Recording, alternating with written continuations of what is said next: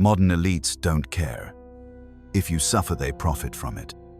You walk through life, many of you, carrying a silent burden. It's the weight of chronic stress, the gnawing anxiety of financial insecurity, the exhaustion of perpetual striving, the subtle ache of unfulfillment.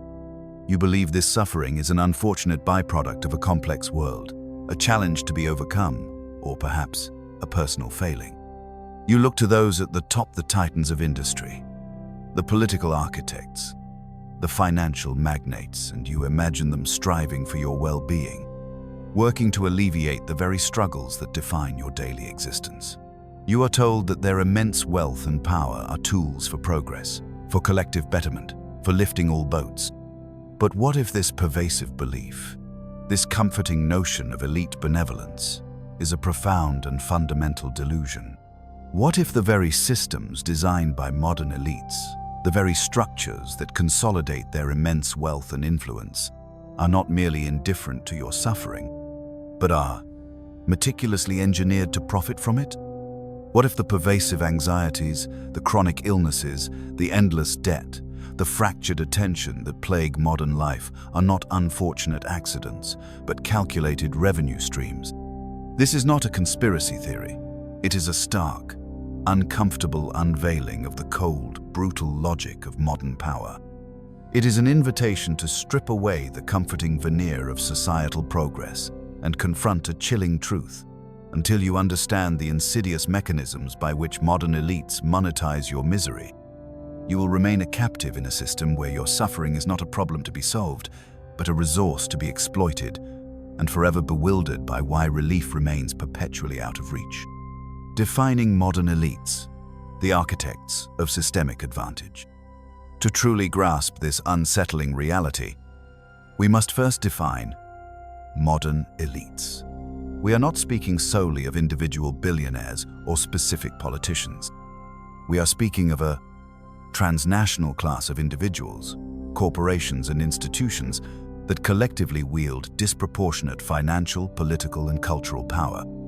These are the architects of systemic advantage, those who sit atop interlocking hierarchies in finance, technology, healthcare, media, and governance. They are the investment bankers profiting from complex financial instruments, the pharmaceutical executives whose companies thrive on chronic disease, the tech magnates who monetize your attention and insecurity, the political leaders whose campaigns are funded by these very industries, and the media conglomerates that shape the narratives you consume. Their power is structural, embedded in the very rules of the game rules they often help write. They are not merely wealthy, they are the custodians and beneficiaries of systems designed to extract maximum value, often at the expense of widespread human flourishing. Their greatness is often measured by quarterly profits, market share, and geopolitical influence, not by human well-being. This creates a fundamental misalignment of incentives. If alleviating suffering means reducing profit, then suffering becomes inadvertently a valuable commodity. This is the cold, brutal calculus of a system optimized for accumulation, where human well-being is merely a byproduct, or worse, a raw material. They build a shrine to confusion, where the pursuit of endless growth masks the profound costs borne by the many. What benevolence can you expect from a system whose very design rewards the exploitation of vulnerability? What true progress can be achieved when the metrics of success are diametrically opposed to the metrics of human flourishing? Modern elites represent a collective will to power that, in its unexamined pursuit of growth, inadvertently constructs a reality where your suffering becomes a profitable enterprise. The nature of suffering, beyond the obvious pain. To understand how elites profit, we must broaden our definition of suffering. This isn't solely about overt physical pain or acute tragedy. It encompasses a far wider spectrum of human distress that has become endemic in modern society. This includes chronic financial stress, born from stagnant wages, rising costs of living, and an inescapable web of debt: student loans, mortgages, credit card debt. It involves pervasive anxiety and mental health crises fueled by relentless demands, social comparison, and the instability of modern life. It means physical ailments and chronic diseases, that are often preventable but become lifelong conditions requiring continuous, expensive management. It also covers the subtle but profound unfulfillment of lives spent chasing manufactured desires, disconnected from genuine purpose, and caught in the endless cycle of consumerism. This suffering is not always dramatic. Often, it is a quiet, persistent hum of dissatisfaction, a low-grade unease that pervades daily existence.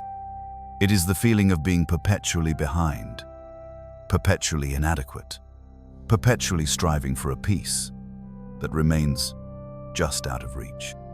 This broad, systemic suffering creates fertile ground for profit, for it means consistent demand for solutions, pharmaceuticals for anxiety, financial products for debt consolidation, endless entertainment for distraction, and quick fixes for complex problems.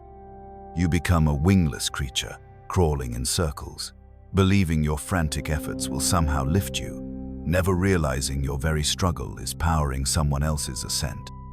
What autonomy can you claim when your internal state of well-being becomes a commodity, when your anxieties are carefully catalogued and sold as data? What freedom exists when your very need for relief is transformed into a perpetual revenue stream for others? This pervasive suffering, often unseen or internalized as personal failure, is the raw material for immense, systemic profit. The mechanisms of profit, how suffering generates wealth. This is the chilling core, how modern elites profit directly and indirectly from your suffering through meticulously designed systemic mechanisms.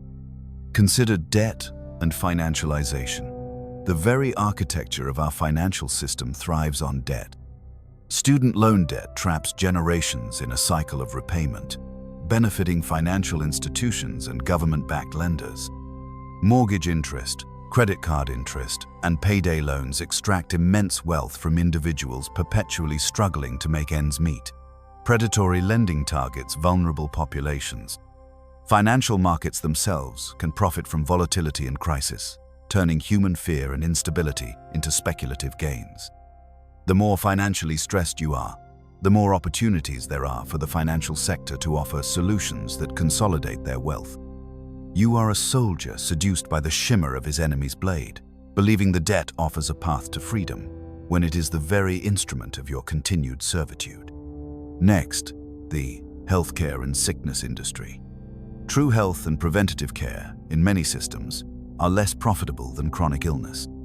Pharmaceutical companies thrive on lifelong prescriptions for conditions like diabetes, heart disease, or mental health disorders. Hospitals profit from acute crises and long-term management of illness. The focus shifts from curing to managing symptoms, ensuring a continuous stream of patients and profits. The lack of affordable, accessible preventative care and the prioritization of symptom management over root causes creates a vast, ongoing market for suffering. Your illness becomes a recurring revenue stream, a perpetual subscriber model for the medical industrial complex. Then, there is the attention economy and addiction. Tech giants and media conglomerates profit immensely from your fractured attention and underlying anxieties. Social media algorithms are designed to keep you endlessly scrolling, comparing, and seeking external validation, feeding anxiety and loneliness, which in turn drives more engagement and more data. Sensationalist news preys on fear and outrage. The dopamine hits from endless notifications and curated content create behavioral addictions, turning your mental well-being into a monetized resource. Your insecurities, your need for distraction, your fear of missing out are carefully exploited to keep your eyes glued to screens, generating advertising revenue and valuable data. The surveillance economy takes this further, monetizing your every interaction, your every desire, your every struggle. Data brokers collect vast amounts of information on your financial stress, your health concerns, your emotional vulnerabilities, and sell it to companies that then target you with tailored products and services, often those that promise a solution to the very problems derived from your data. Your suffering becomes a data point, a valuable commodity in a global marketplace.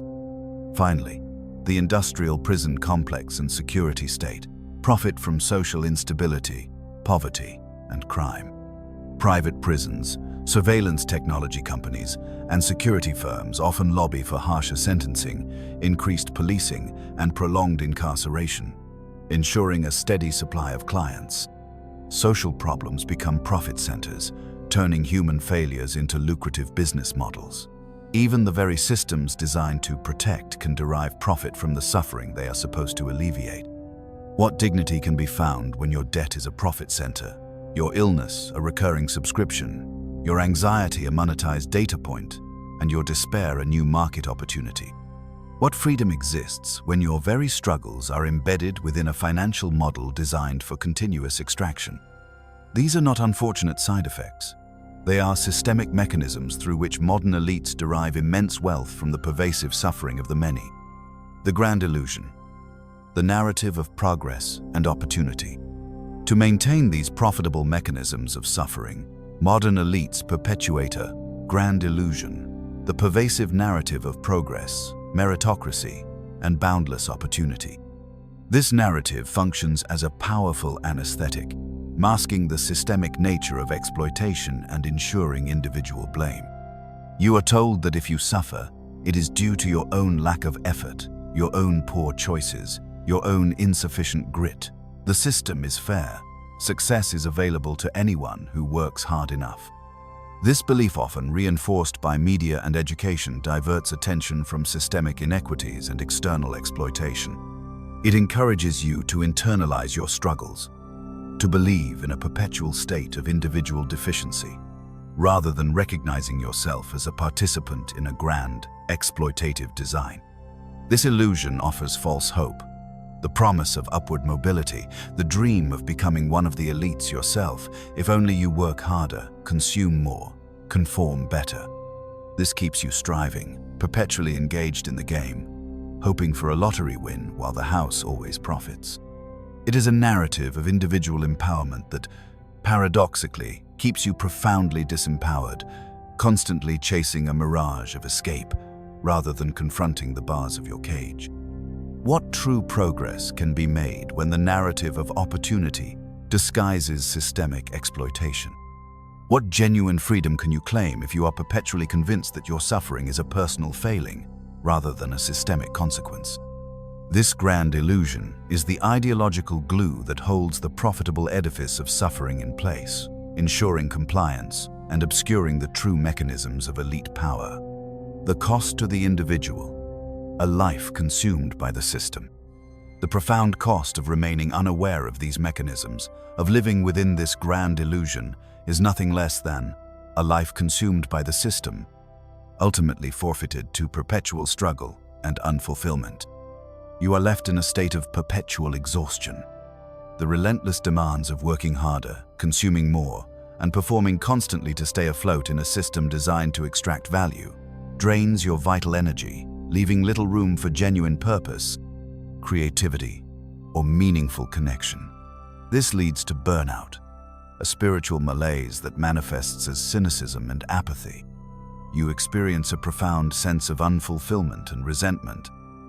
Despite your efforts, the promised peace and prosperity remain elusive. This can lead to a quiet despair, a gnawing sense that something is fundamentally wrong, often manifesting as anger directed at yourself or at convenient scapegoats, rather than at the systemic forces at play. You are building a shrine to confusion, sacrificing your genuine desires on the altar of manufactured aspirations that only serve to benefit others. Most tragically, there is a loss of sovereignty. When your choices are dictated by debt, when your emotions are monetized, when your purpose is obscured by manufactured wants, you lose true agency over your own life. You become a wingless creature, crawling in circles, believing you are exercising free will, but in reality, you are merely reacting to the intricate stimuli designed by those who profit from your struggle. Your dreams, your desires, your very definition of happiness are subtly hijacked, ensuring you remain a predictable participant in a game where the house always wins. What freedom is there in a life where your time is consumed by debt, your mind by anxiety, and your purpose by manufactured desires? What true agency can you claim if your very suffering becomes a profitable enterprise for others, leaving you perpetually depleted? This consumption of your life force is the ultimate price paid for remaining blind to the true nature of elite power and its profit mechanisms. Breaking the cycle, radical awareness, and reclaiming sovereignty. So, how does one break free from this insidious cycle? How does one disengage from a system designed to profit from suffering and reclaim personal sovereignty? This is not a call for revolution, but for a profound internal shift. It begins with radical awareness and unflinching critical thinking. You must first see the mechanisms clearly. Question every narrative. Identify the industries and systems that profit from distress. Understand the debt traps, the sickness industry's incentives, the attention economy's design. This clear-eyed realism is the first step towards not being exploited. Refuse to internalize systemic failures as personal failings. Recognize that you are a soldier in a battle of perception, and your greatest weapon is your own clarity. Next, cultivate intentional disengagement and redefinition of value. Actively disengage from systems that thrive on your suffering. Reduce debt. Prioritize preventative health and mental well-being over consumption. Practice digital minimalism and reclaim your attention. Reframe success, not as material accumulation or external validation, but as inner peace, purposeful work, genuine connection, and true autonomy. This conscious rejection of their metrics is a powerful act of defiance. Embrace self-sufficiency of spirit and shared community. Build your own inner citadel, anchoring your happiness and worth within yourself, impervious to external manipulation. Cultivate genuine, deep relationships based on mutual support and authentic connection, rather than transactional exchanges. Learn to provide for your core needs creatively, reducing reliance on systems that extract value. This fosters resilience and creates alternative pathways to well-being outside their profitable models. Finally, dedicate yourself to purposeful action aligned with human flourishing. Channel your energy not into chasing manufactured desires, but into pursuits that genuinely contribute to your well-being and the well-being of your community. This can be through meaningful work, creative expression, local activism, or simply building a life of integrity and presence. This self-authored purpose is the antidote to the emptiness they profit from, transforming you from a resource to be exploited into a sovereign being. The path to breaking free from the profitable cycle of suffering is not easy. It demands immense courage, relentless self-awareness, and a fierce commitment to living authentically in a world designed to keep you perpetually striving and unknowingly exploited. Most men will choose the path of least resistance, remaining ensnared by the grand illusion, perpetually chasing solutions within the very systems that profit from their problems. They will remain wingless creatures, perpetually bound. But a select few will hear the call. A few will feel the deep, gnawing dissatisfaction with being anything less than a truly sovereign individual. A few will dare to question, to challenge, to look unflinchingly at the uncomfortable truths about modern elites and their profit mechanisms. Will you continue to be a pawn in a game where your suffering is a resource and your life force is systematically consumed for others' gain? Will you remain a soldier in a battle of debt, anxiety, and unfulfillment, fighting for a system that profits from your struggle? Or will you have the immense courage to look upon this chilling reality with clear eyes, to dismantle the comforting illusions that bind you, to step into the terrifying yet infinitely rewarding work of truly knowing yourself, mastering yourself, and embodying your full, integrated sovereign power, so that you escape the cycle of engineered suffering and build a life defined by your own conscious will, not by their profit margins. Modern elites don't care if you suffer, they profit from it. But your sovereignty is your power. Reclaim it.